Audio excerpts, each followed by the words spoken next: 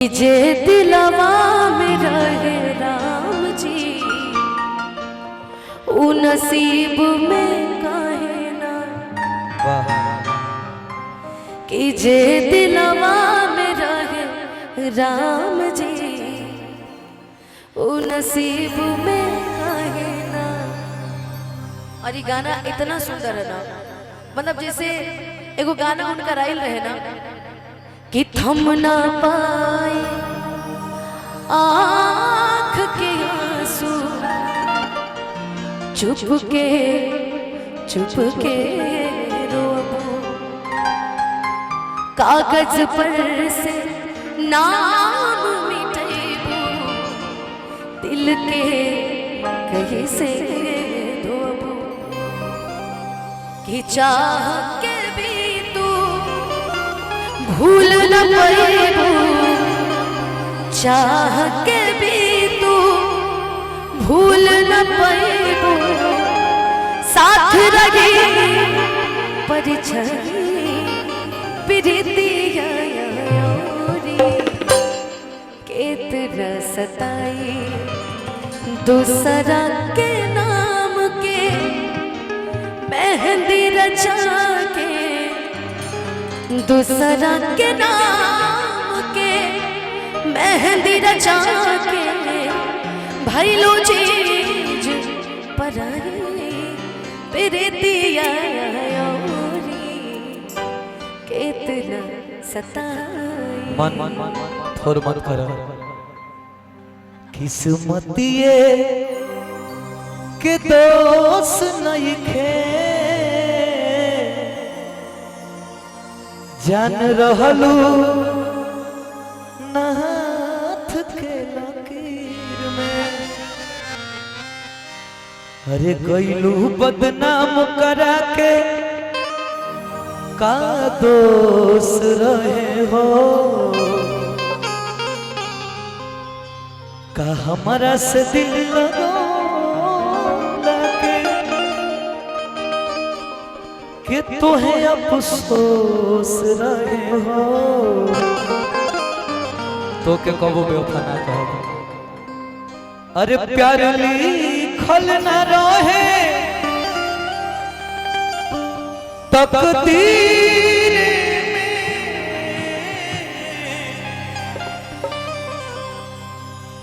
प्यार लिखल न रहे तकदीर में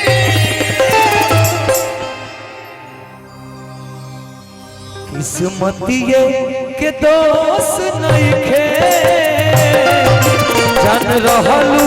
नाथ के लकीर में। किस्मतिए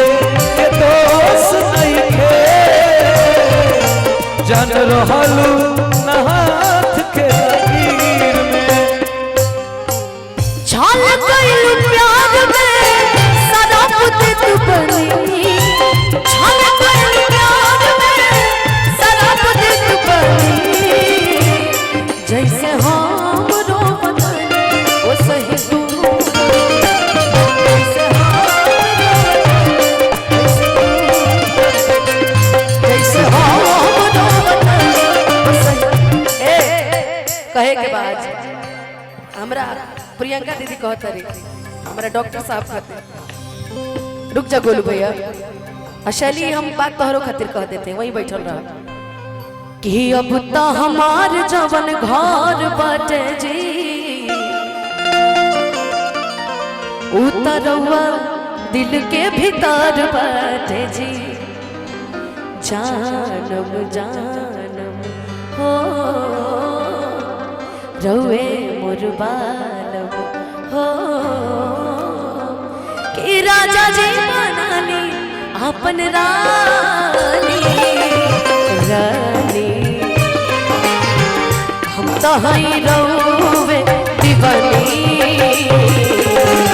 रवा जदी या ना जानी रवा जदी या ना और कि मन मोरा मान जवन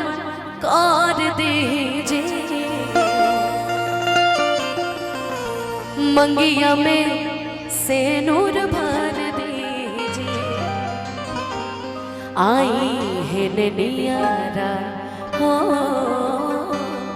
धड़कत जियारा हो कि रहुए में जिंदगानी जिंदगानी हम ताई रोवे दीवानी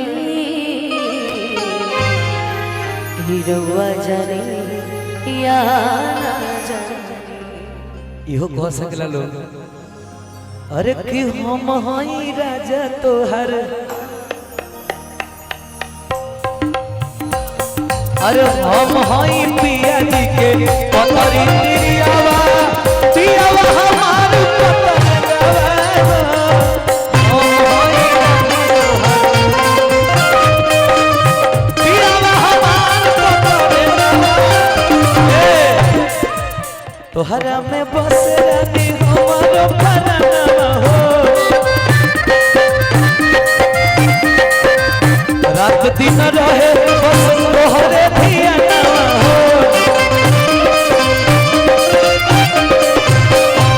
मन झूमे नाचे तब तोहरा के पाए बड़ा नीक लागे राजा तोहरा संगवा हो हाय पिया जी के पतरी दीदियावा दियावा हमार पतरे गवा